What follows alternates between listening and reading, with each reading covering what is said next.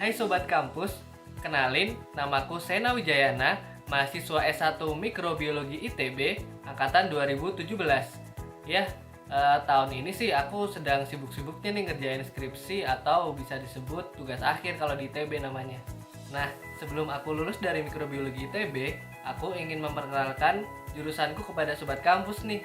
Pada video kali ini, aku nggak akan cerita panjang lebar Sobat Kampus tentang jurusanku Mikrobiologi. Tapi seperti judul video ini, aku akan bercerita tentang sebenarnya lulusan mikrobiologi bisa apa sih? Soalnya kalau misalkan Sobat Kampus mau milih universitas atau jurusan, pasti juga bakal mikirin tentang masa depan kan ya? Mungkin emang nggak semua sih ya prospek lulusan mikrobiologi bakal kita bahas di video kali ini. Untuk video kali ini kita akan membahas tentang 3 prospek lulusan mikrobiologi, yaitu yang pertama adalah pendidikan lanjut dan juga penelitian. Yang kedua berkaitan dengan entrepreneurship atau bisnis. Yang ketiga di pemerintahan. Oke, untuk pendidikan lanjut pasca sarjana atau S2, pasti Sobat Kampus juga bakal bingung kan, mau kerja dulu atau S2 dulu gitu. Nah, itu sangat bergantung sebenarnya Sobat Kampus sama faktor yang ada di sekitar kita. Jadi, susah untuk menentukan lebih baik kerja dulu atau S2 dulu gitu. Cuma kalau dari saran aku sih ya, sebenarnya yang penting Sobat Kampus harus dari awal paham kira-kira passion Sobat Kampus tuh bakal kemana masa depannya, atau mungkin cita-cita Sobat Kampus sebenarnya apa sih. Jadi pun Sobat Kampus memilih untuk pendidikan lanjut dulu, itu nggak akan sia-sia, karena pendidikan lanjut yang akan Sobat Kampus pilih yaitu akan menunjang masa depan atau passion Sobat Kampus. Nah, kenapa sesi studi lanjut ini aku gabungin sama sesi penelitian? Karena beberapa orang memilih studi lanjut karena mereka ingin meneliti sesuatu nih teman-teman. Kayak misalkan alumni mikrobiologi ITB tahun 2012, namanya Kamandala Aji. Beliau sangat tertarik dengan penyakit yang namanya tuberkulosis. Nah, penyakit tuberkulosis ini bisa disebabkan oleh bakteri yang namanya Mycobacterium tuberculosis atau biasanya disebut MTB. Nah, penyakit tuberkulosis juga termasuk salah satu dari penyakit yang menyebabkan kematian tertinggi di dunia. Berdasarkan data, setiap tahunnya di Indonesia kurang lebih 10 juta penduduknya mengalami infeksi tuberkulosis. Bahkan Indonesia masuk dalam peringkat 2 kasus aktif tuberkulosis di dunia. Nah, maka dari itu Kamandala Aji melanjutkan studinya ke Radboud University di Belanda untuk meneliti tentang tuberkulosis. Bahkan informasi yang aku dengar sih ya, terakhir Kak Aji udah masuk ke PhD kandidat. Kuliah di luar negeri sebenarnya bukan hal yang mustahil Sobat Kampus. Contohnya YouTuber Indonesia nih, sebutlah Turah Partayana. Turah Partayana kuliah di Tomsk University di Rusia, atau mungkin Jerome Pauline. Dia kuliah di Waseda University di Jepang, bahkan dia mendapatkan beasiswa di sana. Nah, teman-teman kalau misalkan mau cari-cari informasi terkait kuliah di luar negeri, bisa dengan mengunjungi website universitas terkait, atau mungkin teman-teman bisa mencari informasi melalui platform-platform jasa layanan untuk kuliah di luar negeri. Contohnya kalau yang aku tahu namanya Skoter. Nah, seperti yang aku bilang tadi, kalau Sobat Kampus mau melanjutkan studi S2 atau mungkin sampai doktoral, itu Sobat Kampus juga harus bisa tahu nih passion Sobat Kampus ada di mana. Jadi nggak akan menyesal nantinya. Dan nggak harus di luar negeri juga Sobat Kampus. Di Indonesia juga banyak sekolah pasca sarjana yang bagus yang Sobat Kampus bisa ikutin.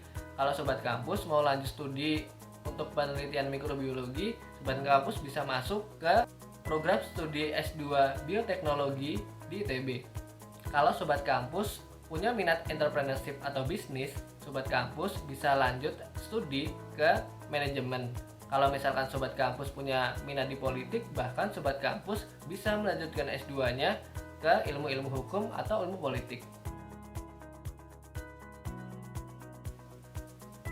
Selanjutnya, entrepreneurship, bisnis atau startup. Nah, ilmu mikrobiologi memang bisa banget nih Sobat Kampus untuk dimanfaatkan sebagai bisnis di berbagai sektor.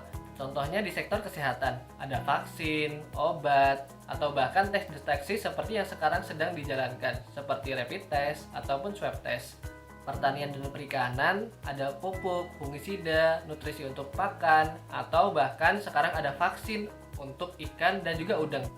Sektor makanan ada banyak banget nih Sobat Kampus, ada yogurt, ada kefir, ada tempe, ada minuman beralkohol, kombucha, kecap, dan masih banyak lagi. Dengan ilmu mikrobiologi yang Sobat Kampus miliki, Sobat Kampus bisa mengembangkan produk-produk yang tadi kita sudah sebutkan menjadi lebih tinggi nilainya. Nah, salah satu contoh pengembangan produk yang bisa teman-teman lakukan di sektor pertanian dan juga perikanan, kalau misalkan teman-teman tahu tentang hidroponik, sebuah sistem pertanian dengan memanfaatkan air sebagai mediumnya, dan juga aquaculture untuk sistem perikanan, teman-teman juga bisa mengaplikasikan sistem yang namanya aquaponik, yaitu adalah gabungan dari kedua sistem hidroponik dan juga aquaculture. Sistem ini memanfaatkan limbah atau kotoran ikan yang ada di aquaculture untuk digunakan sebagai nutrisi bagi tanaman pada hidroponik. Nah, ketika Sobat Kampus telah memahami ilmu mikrobiologi, Sobat Kampus pasti tahu bahwa kotoran ikan nggak bisa nih langsung dimanfaatkan sebagai nutrisi tanaman. Ada bakteri yang berperan dalam mengkonversi kotoran ikan supaya dapat digunakan sebagai nutrisi tanaman. Bakteri tersebut disebut dengan bakteri Nitrosomonas dan juga Nitrobakter. Kedua bakteri itu mengubah amonia yang dalam hal ini merupakan kotoran ikan menjadi nitrat, senyawa yang dapat digunakan oleh tanaman sebagai nutrisinya. Sebagai orang yang telah memiliki ilmu mikrobiologi, kita dapat mengatur jumlah bakteri yang digunakan supaya proses konversi tersebut dapat berjalan secara optimum sehingga tanaman dapat memperoleh nutrisi yang tinggi. Bahkan amonia yang terlalu banyak pada sistem ini dapat menjadi racun bagi ikan maupun tanaman. Di beberapa sistem aquaponik ada yang menggunakan penambahan biofilter, yaitu sebuah tangki berisi konsorsium bakteri tersebut yang sudah kita bahas tadi untuk ditumbuhkan dan digunakan agar mengkonversi amonia menjadi nitrat sehingga baik ikan maupun tanaman dapat tumbuh secara optimal. Kalau ini pasti Sobat Kampus bertanya-tanya kan, sebenarnya lulusan mikrobiologi bisa membantu pemerintah di mana? Sebenarnya nggak benar-benar masuk ke pemerintahan sih, tapi kalau misalkan Sobat Kampus memang punya minat untuk ke pemerintahan, nggak ada salahnya juga loh. Nggak semua anggota Kabinet Indonesia Maju punya latar belakang pendidikan S1 di ilmu politik maupun ilmu hukum. Coba kita lihat. Yang pertama, Bapak Anwar Syarif, Menteri ESDM, memiliki latar belakang pendidikan S1 Teknik Mesin ITB. Yang kedua, Bapak Sri Wahyu Trenggono, Menteri Kelautan dan Perikanan, memiliki latar belakang S1 di Teknik Industri ITB. Yang ketiga, Bapak Budi Gunadi Sadikin, Menteri Kesehatan, memiliki latar belakang Fisika ITB.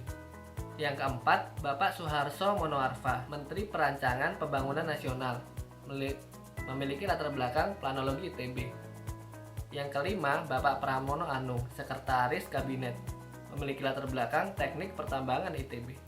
Tapi tentu perlu pengalaman dan juga pengetahuan yang luas juga Sobat Kampus untuk bisa menjadi seperti mereka. Bahkan beberapa dari mereka mengambil S2 ke ilmu hukum maupun ilmu politik. Beberapa yang lain mendalami ilmu yang mereka miliki supaya dapat menjadi profesional dan juga ahli di bidang mereka, sehingga mereka dapat mengatur kebijakan-kebijakan terkait ilmu-ilmu yang mereka miliki. Seorang mahasiswa mikrobiologi sebenarnya sangat dibutuhkan Sobat Kampus, terutama di tahun-tahun sekarang. Ya, pandemi. Kita bisa banget memberikan rekomendasi kebijakan kepada pemerintahan terkait sebenarnya bagaimana sih caranya kita mengatasi pandemi ini. Mikrobiologi sangat erat dengan virus. Makanya untuk pandemi virus COVID-19 ini kita sangat dibutuhkan Sobat Kampus. Cukup sekian Sobat Kampus. Semoga bermanfaat ya. Sampai jumpa.